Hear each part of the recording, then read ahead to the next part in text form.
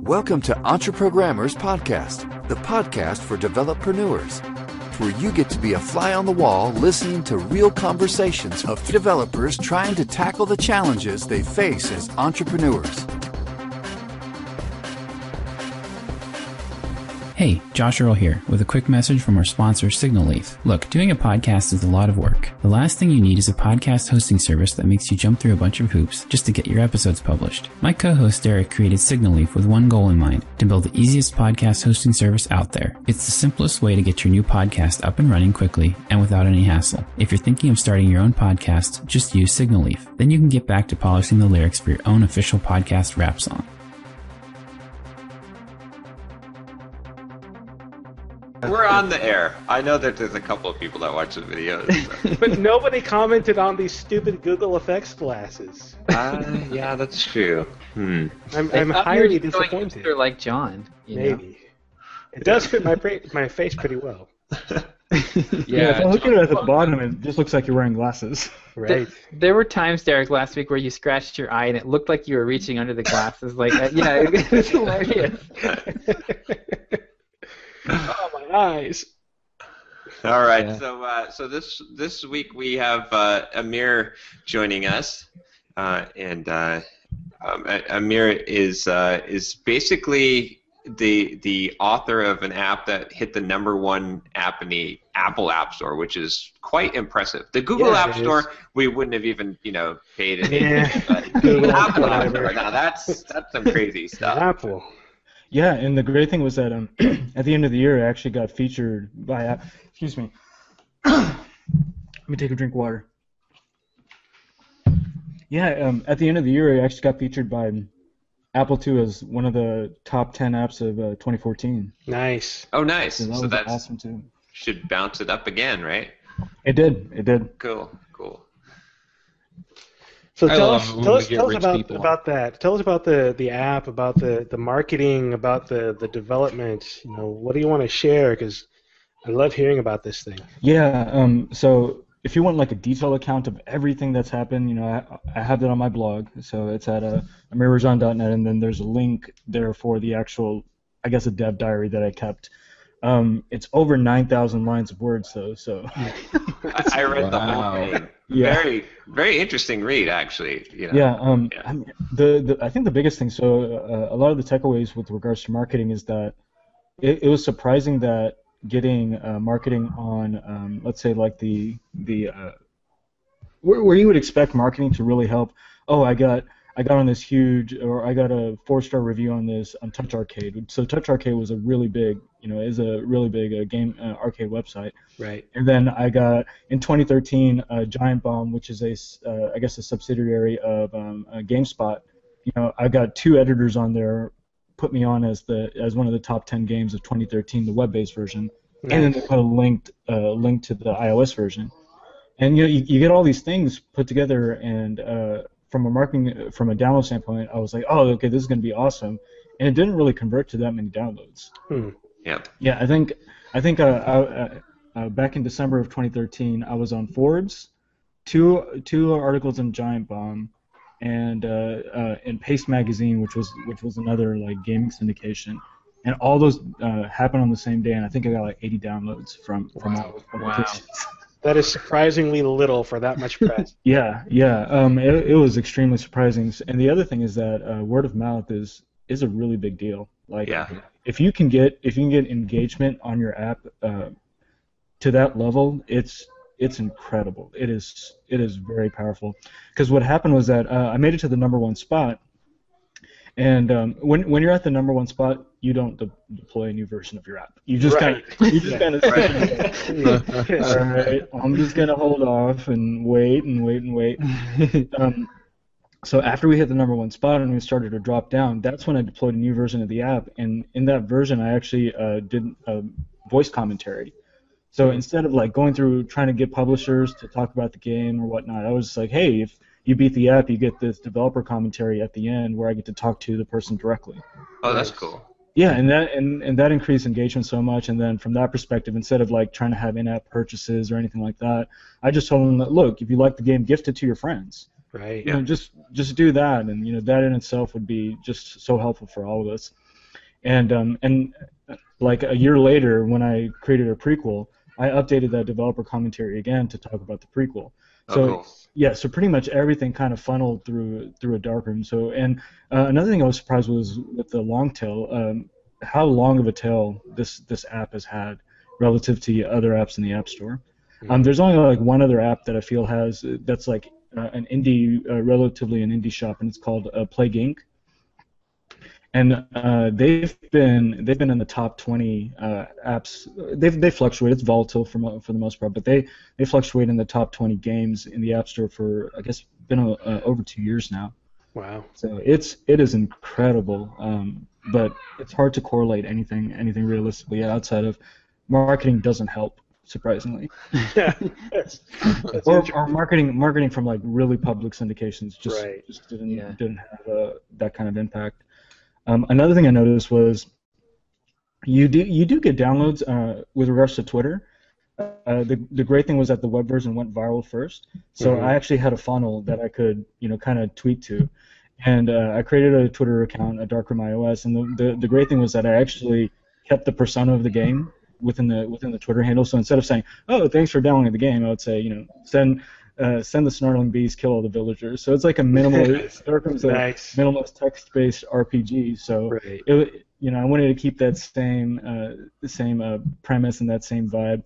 And then one person replies like, "Are you a bot?" And I go, "No, I'm a video game." Nice. Awesome. And you get like retweets from that, and so you'll get about 10 downloads per 1,000 followers that person has. Right. That's kind of like a rough estimate that I was able to. So about 1%. Yeah, and review conversions are 1% too. Like my review conversions were like about 1.6%. Okay. So that's actually a pretty good metric just to look at whether it's a viable market to get into. So I just deployed another app. It's waiting for review. It's just have any of you all played the game of Go? Yeah. Mm-hmm. Yeah. It's like a beautiful game.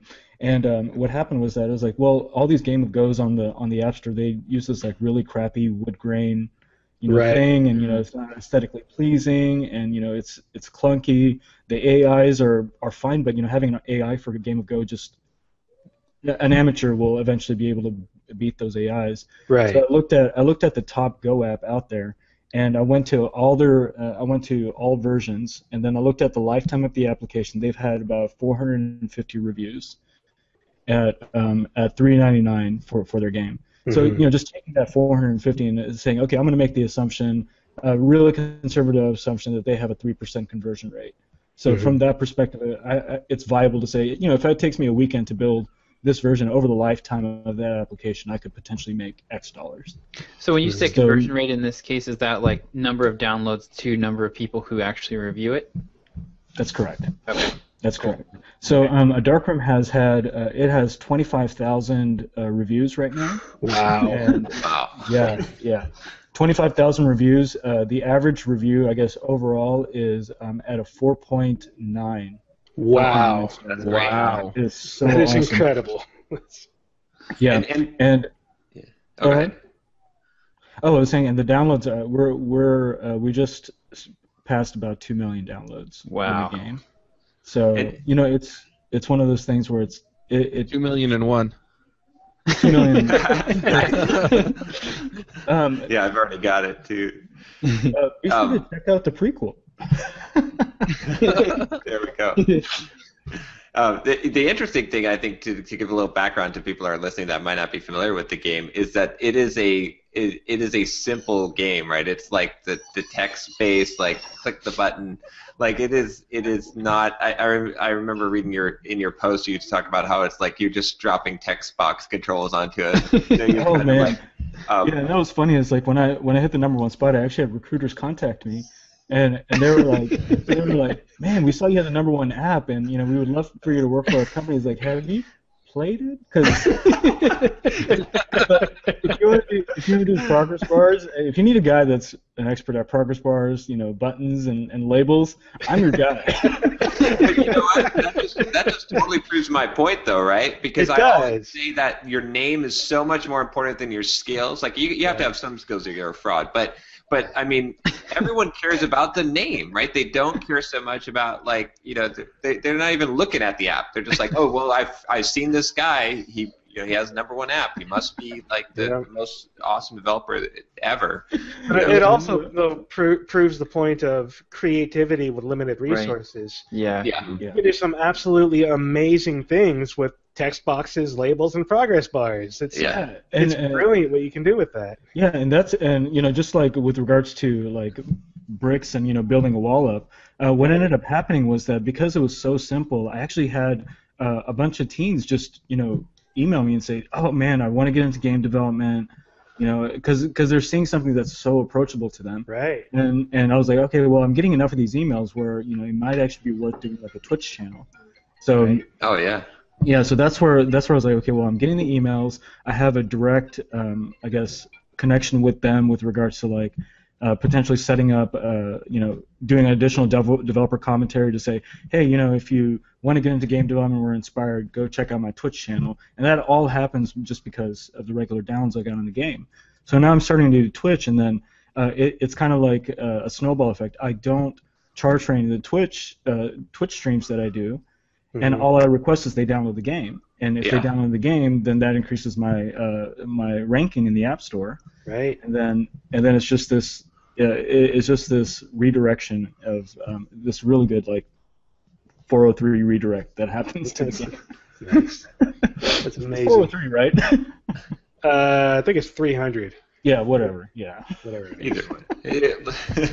301 or something. Yeah. That's the key thing, though. I'm noticing too is I'm trying to incorporate that in a lot of stuff I'm doing now. Is because like if you can set up things that like redirect back to your that feed the cycle, then that's the huge thing. I try to do that with my blog course now, with having people now do create. It's part of one of the lessons. They create a blog post that points people to the course, and it's like if you can do those kind of things, they can really pick up, because you get that sort of that effect of when you're talking into the microphone and the speaker's too close and it's like it's great it's a good approach, so it's working. It works really well, and I get to do what I enjoy doing. I mean, there's few things that are as fulfilling as helping a couple of teenagers get inspired and get into game development. That's fun. That is fun, and it's just great. I'm actually starting to. So another thing that I found was that presenting at high schools, you get such a different vibe presenting at high schools versus like presenting at colleges versus presenting at user groups. Mm-hmm. There's this like fire that they have. So I started presenting at like local high schools, local churches, saying I'm a software engineer, made our #1 app. I have a Twitch channel. Here's something inspiring words. You can do it too, even if you're in like a public school that doesn't have a computer science course. You can do these things, and it's approachable, and there are people out there that will help you. So it's a great direction to be able to go. I want to step back from this slightly. I mean, it's phenomenal to hear about all the success that you have. Tell us about the backstory of this, of leading up to this giant success. I mean, is this an overnight success story, or is this 10 years in the making, like so many other people that have made it big? Yeah, so I would definitely say it's kind of 10 years in the making. So the first thing I did was I took a sabbatical. We actually talk about it on Get Up and Code. Mm-hmm. But the idea there was that I spent 7 years of my life just saving, just putting, living under my means, within my means, just not getting into debt or anything. And that put me in a position where 7 years I was like, okay, I want to take about 15 months off and just do whatever I want. I had a few light goals, like I wanted to get into Node.js, I wanted to get into Angular, I wanted to get into the Linux stack. I wanted to build a video game, but that was like just kind of really all I had to go with. So around that time, I just quit my job. I downsized, and then just started. I binge coded for about 3 months. Nice. Yeah, I just binge coded for 3 months, and then what I found out was so I was scrolling to Twitter, and actually John Galloway tweeted something about this web-based game, and I was like, okay, what is this thing? So I bring it up, and it's just this like game with progress bars, so you can play a darkroom online for free. But of course, the iOS version is just much more polished and fantastic. Right. You can bring it with you. Yeah, you can bring it with you. You can play it on the can. It's just great. Right. Exactly. You all do it. You know you do. I bring my MacBook into the. Oh my gosh! my full 27-inch Thunderbolt monitor sitting on my right there. So someday in the future, we'll just have computers in the bath. That'll be a standard thing. Completely That's going to be a standard thing. So. Yeah, it's going to be. All right, guys, hang on. As I head off. But that will never be a thing on EntreProgrammers. I got some business to attend to, and you can come with. So I see this thing on. It was like the #1 thing on Hacker News, and I go to the site, and it's like, hey, this is really cool. I want to build a game, and it looks easy enough to build. So I just did view source, found out who did it, emailed them, and say, hey, let me port this to iOS, and we'll split the profits. We'll see what happens. Nice. So the thing was, I think one of the key things was when I took the sabbatical, it was just about. It was never about making money. I was like, okay, I'm gonna lose, 36 grand. I get it, right? It's gonna happen. I've put those chips on the table, and I'm okay. I'm okay doing that because I'm getting something. I'm getting that time that I really want, and just being able to do whatever I want. So I never went in with the intention of doing it for money. So I hate to say it, but I just kind of lucked out with regards to a darkroom and what happened there. Like the crazy thing is, like, we were #1. I think Michael had at the point that I deployed, he had about 700,000 people that had played the web version of the game. Mm-hmm.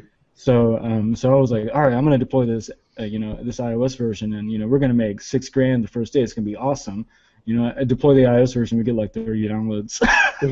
Right? Yeah. And it's like, $6. Yes. Yeah. And it was like that for the month of November, and then I started doing like promotions on Reddit. There's a Reddit community called r-app-hookup that you can go on there and say, hey, here's some promo codes. Play the game, enjoy it. I hope you enjoy it, things like that.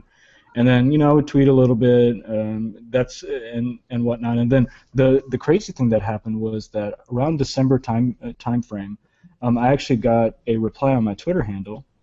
And I was just talking to the guy, and he was like, man, I'm having a really hard time with your game. I can't seem to get past this one part. And I was, I played the game hundreds of hours. It was to the point where like I spent a week just playing this damn game. Right. And my wife was sick of it too. She was about to kill me if I made her play it anymore. she's like, you better pay me. I was like, I'm not paying you crap. My wife. It's not in the contract. It's not in the contract. I don't know what you're talking about. Have some kids and make them play it. Yeah.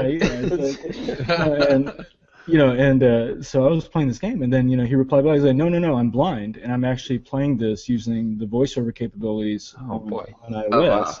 That's incredible. Yeah, I was like, and the funny thing was that in my description I put like a text-based journey. Right. So they're looking for text-based games. They do choose your own adventure games and things like that. That's one. Those are the few games that they can actually enjoy. So he was actually he got pretty far into the game with just using the voiceover capabilities. So at that point I was like, all right, I'm just gonna make this compatible with voiceover. It's already UI labels and buttons and everything. How hard could it be? And surprisingly, it wasn't hard. Like the great thing was that most apps are accessible at like 80% there, so you just need to spend a little bit more time to make it accessible to the blind, especially like business applications, which this effectively was. Right. So it wasn't like using Canvas or anything. It was just like a bunch of labels and progress bars and so things like that. So after I made it accessible to the blind community, there was appleviz.com, and they were extremely receptive. The editorial team actually reached out to me and said, we would love to hold a contest. And I wrote a blog post about doing like trying to raise awareness and say, hey, blind people use iOS devices, right? And it's so simple to make your apps accessible. Just do it. It's just something easy to do. We've broken the web, right? It's like yeah, random pop-ups come up. You have divs and like no, Kim modals. Kardashian broke the web. Yeah, so it's like we've broken She did the web. Final break, I guess. Yeah, It was already broken. But. Yeah, it's so ridiculous. We've got like these infinite scroll things. I mean, imagine trying to use you're like blind. a reader, like a voice reader to do that. It's just so difficult. So the great thing with the iOS devices, they can actually touch it, so they have reference points. So they'll use their hand and say, okay, it's in the top left. I understand what top left means. Oh, that's cool. On an iOS device. So it's like it took very little to do that, and then the editorial team saw my raising awareness blog post, and then they said, okay, we're going to hold a promotion. If you can give us some promo codes, what we'll do is we'll say you have to read the blog post, you have to tweet about it, and then you get a promo code. Nice. So I used that. I actually used that idea. I was like, hey, this is actually a good idea to increase engagement. So instead of going on Reddit and saying, here's some promo codes, enjoy, I held like quote unquote contests that said, okay, here's this blog entry about my sabbatical.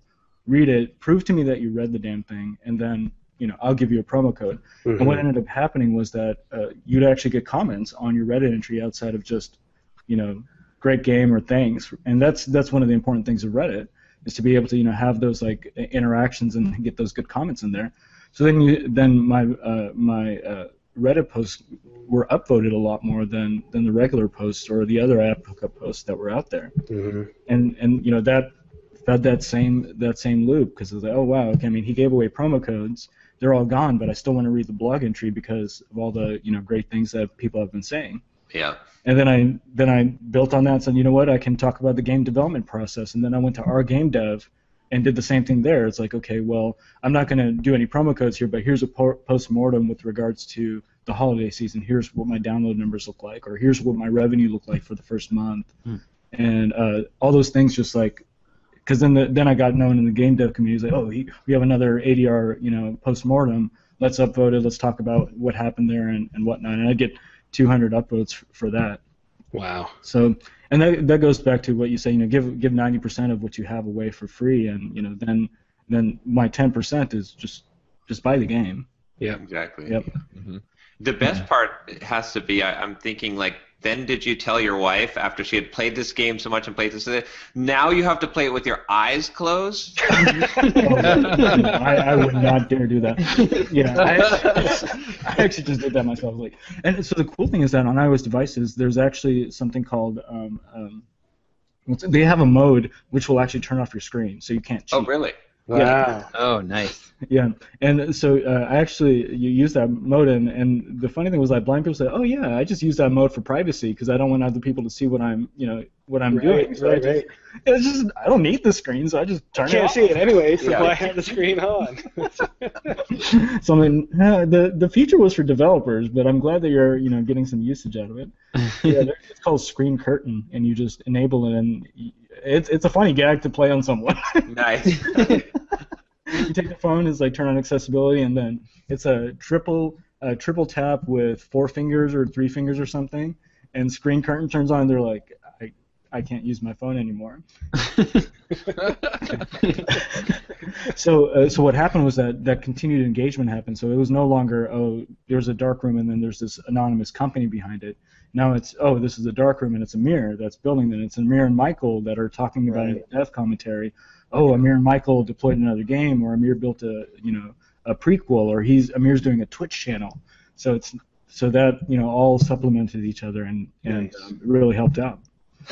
So it sounds like do you think that it got to like this tipping point where, like, because you were doing a lot of different things, Mm-hmm. do you think that it reached this critical mass where suddenly it kind of I guess it became viral, right? Because obviously you said that marketing isn't very effective, right? And we know that, like, you have to somehow hit some kind of virality in order to so maybe enough people had downloaded it and were sharing it and liked it that they were that because of the seeds you planted. I mean, obviously, like, you have to have a certain critical mass.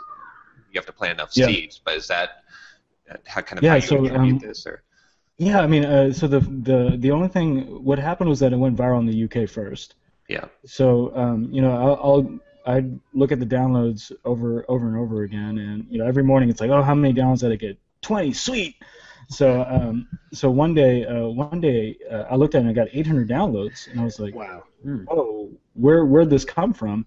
And I look at the U.S. App Store, and my ranking hadn't changed there, so I use App Annie to do like more specific like cuts of information, or see what regions are being downloaded and all that other stuff, and daily ranks and rank history.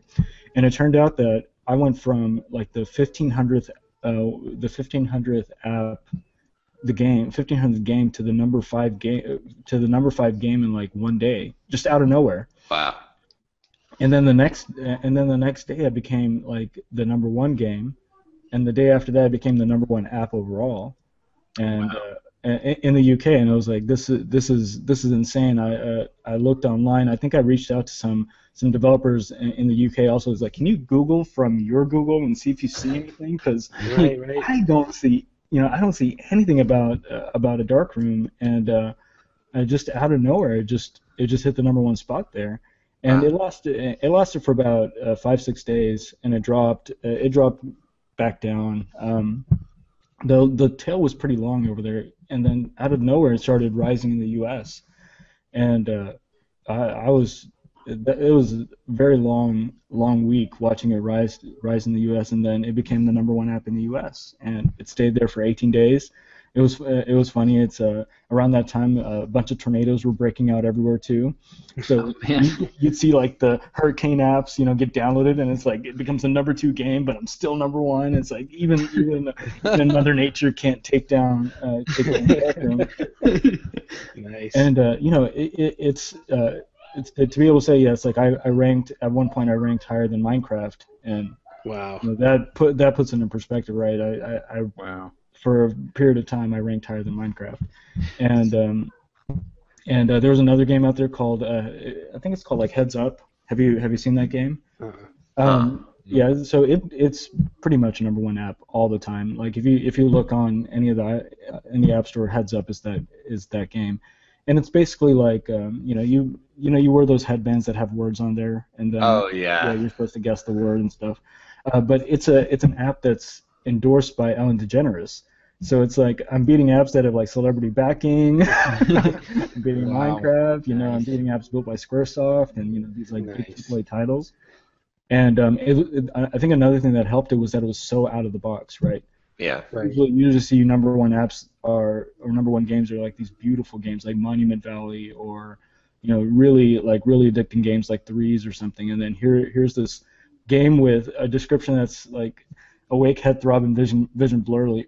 Like it's 1 line, it's got 1 screenshot, and that's it, right? And people would send me emails like, you need to add pictures to this game. It's like, no, I'm not going to add pictures. Or you need to add another screenshot. No, I'm not touching this thing. What I thought was interesting too is like I just assumed up until I had heard of you. I think and I really like your transparency. That was one of the things that really appealed, because you like documented it all, like laid it out online. But I had just assumed that if you had a number 1 app in the App Store, that you were making like $1 million a day. That's kind of what I assumed, right. Just based on what just thinking about the number of iPhones out there and iPads and stuff. And so it was interesting to think to me that you could have a number 1 app in the App Store for 19 days and not be like a deca-millionaire. Yeah, and it's so crazy. So during that 19-day period, the first day we got 20,000 downloads, and I was like, wow, like 20,000 downloads. And then, it dropped down to 14,000, and it stayed that way. So it was in January, February, March, April. It was April that happened. And so here's a great thing: the number 1 seller for your app is actually holidays. So during Christmas, during Thanksgiving, whatever, don't put a sale on your app. Increase the price, because people will still buy it. And so, but we kept it at $1. I didn't want to touch anything at that point. So it would drop down, and it was like $14,000, and then $14,000, and $14,000, and then on Easter it jumped back up to $20,000. I think we got a double whammy, because at that point Easter was actually $420. So I'm thinking we got a double whammy there. Yeah. So so it jumped back up, and then it continued that trend. And again, the crazy thing was that during this 18-day period, towards the end, we had interviews from Huffington Post, the New Yorker. Like, we had an article in the New Yorker, and Huffington Post, New Yorker, Cult of Mac, all these huge publications were talking about this game, but we still fell, right? It's so, and when I guess that's just the crazy part of it, is that I think the word of mouth was so much more powerful than these other avenues, but yeah. So after all was said and done, we had I think that month we had, or for the year we had $578,000 in revenue. So we split that between the two of us, and then that puts me in like about the 33% income bracket, with the supplemental consulting that I've done, and then another 12% for self-employment. So 45% goes to the government. Mm-hmm. So I basically make 19 cents on every app download, and so it's like, oh man, I made $500,000. Wait, I made $250,000. Wait, I made $125,000. and I took 15 months off of work. Yeah. And I pay $700 a month in medical insurance. Okay. Yeah. Now there's long term. Like, I mean, obviously you didn't become rich just from the like someone, if you just said, okay, #1 app, 19 days in the App Store, someone just assumes, okay, you must have become rich from that. Yeah. Right? Yeah, that's just not the case. But you have some long tail things. Like, obviously the app itself is a long tail, but look at all the press and stuff. Like, your name is, like, when you messaged me on Twitter, I knew who you were. I had heard you from enough places that I instantly recognized your name, and I think a lot of people do now. So, like, now if you want to get a consulting gig, you have customers lined up. If you want, whatever, any company you would ever dream of applying for would instantly, you could get a salary of $150,000 just like that. I got some text boxes and labels that need to be moved around. I was gonna say, as long as they don't want like a date picker or something in their app. Yeah, nothing crazy like a date picker. Yeah. Plus, you've got a huge opportunity to sell products now too. Even bigger products, like if you want to talk about how to market an app and build an app, you could build a $200 info product around that. How to build an app, how to build a text-based game. You could put that together as a package to sell for $100 or something, and get that in front of high school kids and everyone else, and do some amazing things with it. And I've got your headline right. On your long form sales page, it just says, "I had the #1 app in the Apple App Store for 19 days, and I'll show you how, or how I did it." And some of it is word of mouth, and you don't have control over that. But there are specific things that you can do. It's like, don't deploy if you're high in the rankings, or play with your pricing to see what kind of elasticity you have in your price, and all those things contribute to how do you make a successful game. And you're right with regards to the passive income. Yeah, it didn't translate over, but right now. On the low days, it's getting 500 downloads a day, right? Wow. So, yeah, that's good. And after, so that's 250 $250 for me. Well, 30% goes to Apple first, then we split that. Yeah. And I split it with the government, and that's what I get left over. But it's okay, right? It could be a car payment or a mortgage payment. It's good. I bet you're kicking yourself when you negotiate that royalty arrangement, because at that point when you first negotiated it, without it being a hit, like, you probably could have done you probably would have taken 20%, right? You could have done an 80-20. Oh man, it was actually before it went viral. Michael actually reached out, and this is the kind of upstanding guy he is. He reached out to me and said, "Dude, you are doing so much work. You're keeping me updated. I feel wrong taking 50%. I just want 25%." And I'm like, "Man, you're asking for 25% of a $300 check. It's not a big deal." You need to quote that and frame it on your wall. Seriously.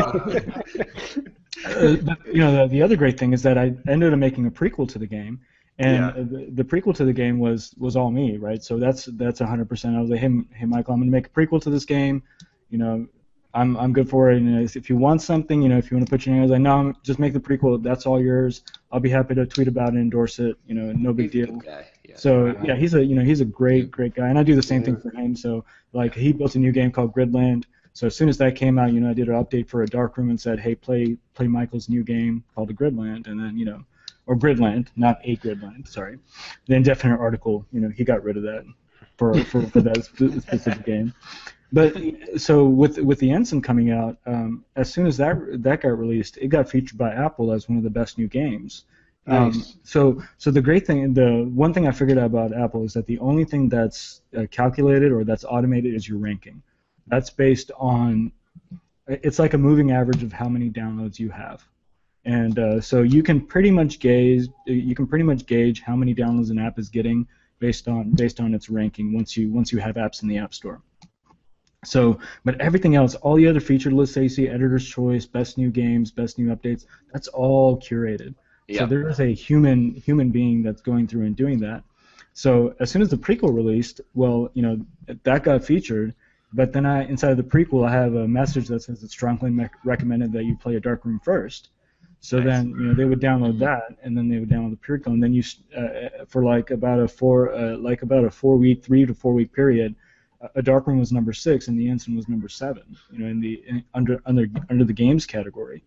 So just the tail is there. The brand is there now, and I'm working on finalizing the trilogy. And so there'll be the ADR trilogy. There'll be a bundle to buy the entire trilogy, which will increase ADR sales, and it's a good residual income. And of course, I'll be able to keep 100% of that too. So 50%, after all was said and done, is like, giving him 50% for that initial thing of inspiration, then being able to build upon that, doing my own storyline and putting my own creative essence into the story was totally great. It was totally worth it. You can reuse that engine, right? I'm imagining, like, for the prequel and the sequel, that you'll be able to. It's not like you're writing a game from scratch all over. Exactly. So the prequel only took me about a couple of months part time, right? So it was like 10 hours a week because I was already contracting. I was back to contracting because I was going stir crazy at home. Right. So I went back. You get in an echo chamber and you get imposter syndrome. It's like, have I been doing this so much that there's a new better JavaScript out there? Derek Bailey. Is there a new better JavaScript out there that I'm just don't know about? And then so I took some time and it's like let me go back to the workforce, do contract work, independent contracting. But during that time I was like, hey, I can make a prequel, I can reuse the engine, and with a very short period of time I had a prequel out there, and it made the money back, at least 5-fold with regards to what I put into it. So it's good. It's good. And you get a creative avenue, right? Then it's about the gameplay, but being able to tell a story and get those creative juices going. It's very fulfilling. It's very fulfilling. Nice. And you get to relate to people, right? So I go to someone, I don't have to say, I build websites for or tax software. I can actually say, hey, I built video games, and they're like, oh, that's so awesome. So yeah. So yeah, 50% is good. He's happy, I'm happy, we're all happy. Right? Yeah, that's good. How much time did you spend on the storyline versus, the actual coding? Yeah, so a lot of it was. So that's a tip for any game developers out there: is work out the gameplay and engine first, and then do the storyline afterwards. Because if you think about the storyline first, you're constraining yourself to like a specific. You could constrain yourself unnecessarily. So a lot of the storyline came from just playtesting the game. So when's the next carrot? How do I get the next carrot in front of them? How do I invoke some kind of feeling and whatnot? So the engine was just kind of look at the code, reverse engineer it, make it a mobile compatible, speed up the game a little bit because it was an idle game that you had in the browser. So I wanted to make it faster. And then after all that was done, that's when all the playtesting happened. So I think I put 200 hours into playtesting and building the storyline just because it was like, okay, this was a lull, and I would actually have other people playtest the game and see when they got bored. And they found it particularly weird when I would like just stare at them like this. And say, why are you staring at me? So you like a can human eyeball tracker. Yeah, it's like why what happened there? Why'd you? It's like, well, don't give up. Yeah, don't give up. So yeah, there was a lot of like timing and pacing things, and the frustrating part was that I couldn't use that same person again, nor did they want me to apparently. Right. But it's like, but because they know what to expect, so I had to like find a new person every time, and that directly impacted that also.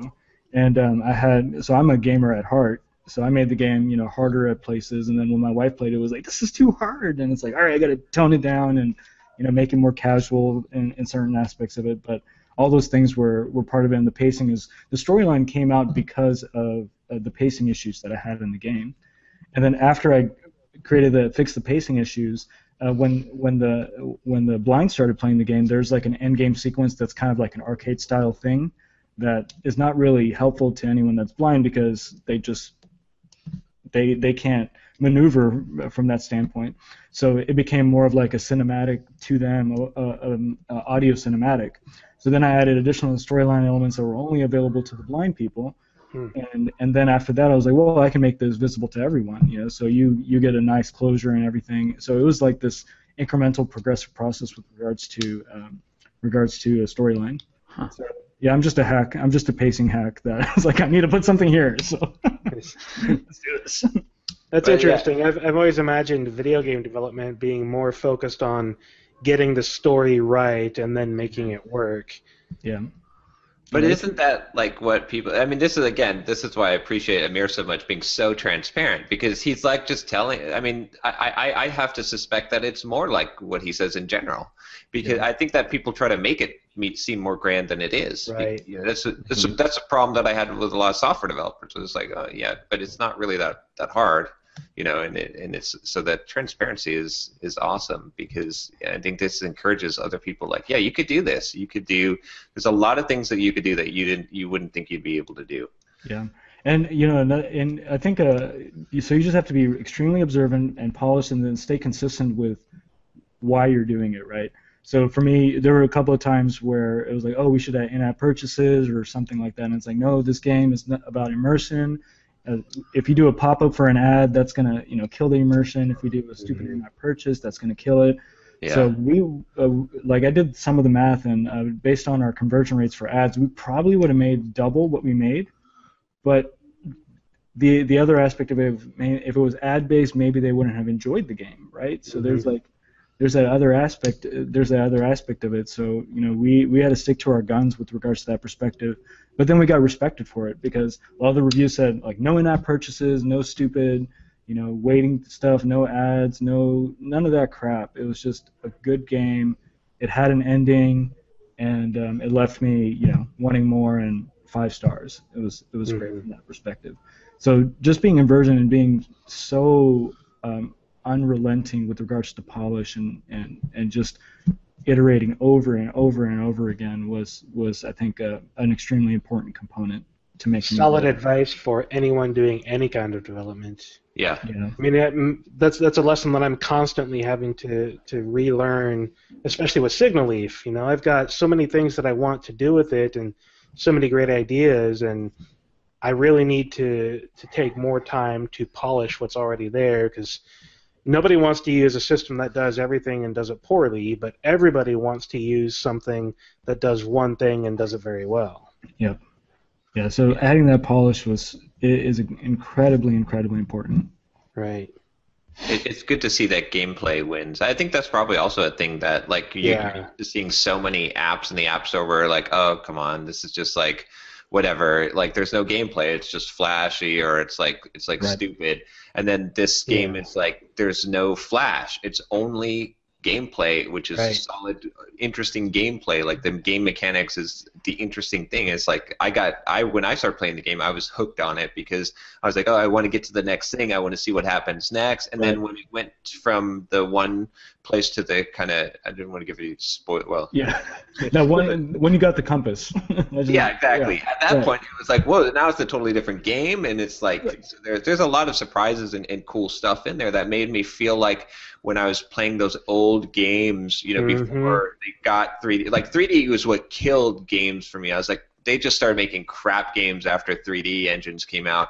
But before then, it was all about the gameplay, and so that I think, to me at least, that was one of the things that I feel like made it successful, is when people see that, they recognize it, and then they're like, oh, look, you got to try this because this is awesome.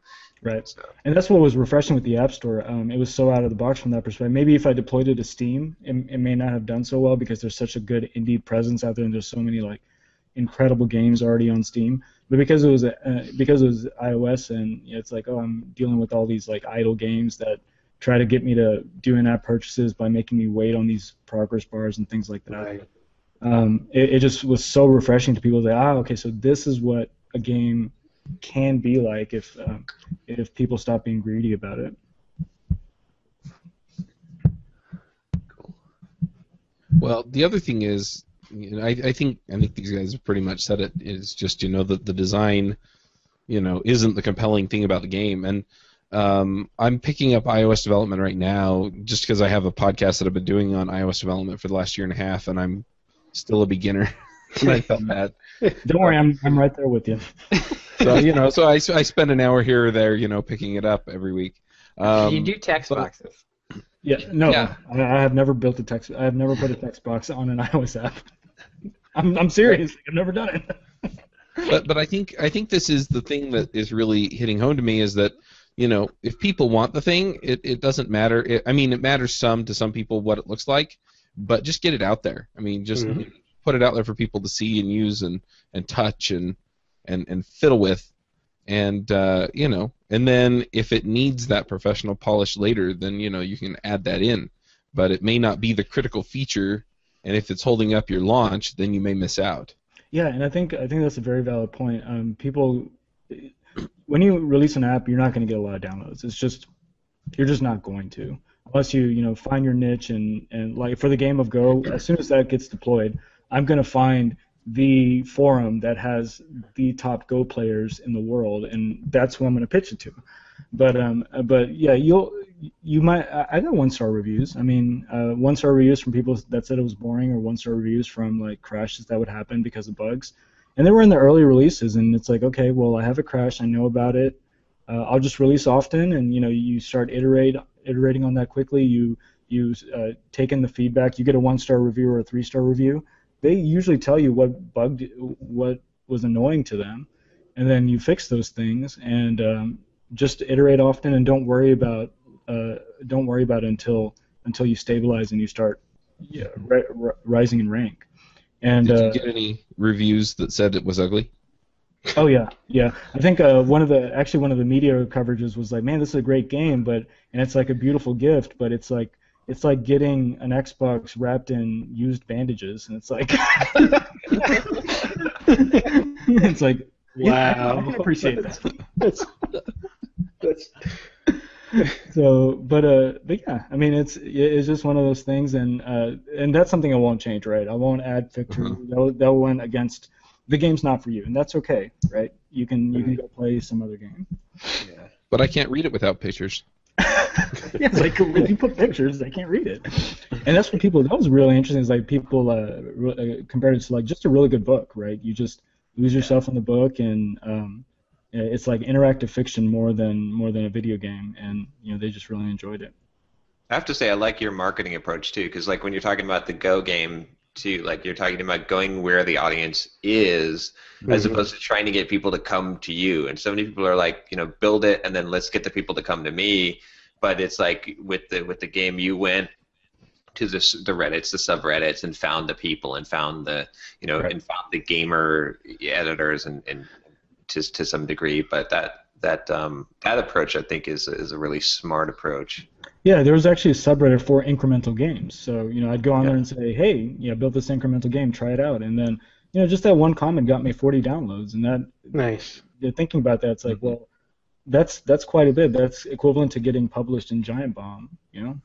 So and the thing is that once you start building that relationship, that personal relationship with them, if I go into these billboards and say, I'm new to Go, I built this app and I'm an app developer, and I don't like how they're doing AIs. They go, oh yeah, I completely agree. You should do this other thing in XYZ, and then I'm a human being to them, Yeah. And then they go to their local like Go tournaments and then say, hey, this guy is building this app and he's a really good guy, and just buy the game, or I'll buy it for you, and you start getting that grassroots kind of growth that comes out of it. So it's something that's really powerful when you start having more of a genuine personal connection with someone. Yeah. I mean, I've had the same experience with Signal Leaf. I get on Twitter and I see people asking questions about podcasting and whatnot, and I start answering questions and start building a relationship with people. And there are very few instances where somebody has been looking for a place to host audio where I've been engaging with them and they haven't picked Signal Leaf. It's right. That relationship is incredibly powerful. You get out there and you help people, and you become a human being, and they want to help human beings. It's in our nature to reciprocate and to give back to the people that have given to us. Yeah, it's shocking, right? Yeah, it's actually pretty incredible, because like when the app went #1, the clones started coming out, right? There were because the GitHub repo was open source, so what these people would actually like clone the repo, wrap it with ads, and then just deploy it to the App Store. And it was Mozilla public license, so they can do that. Right. But I should totally do that. Another dark room.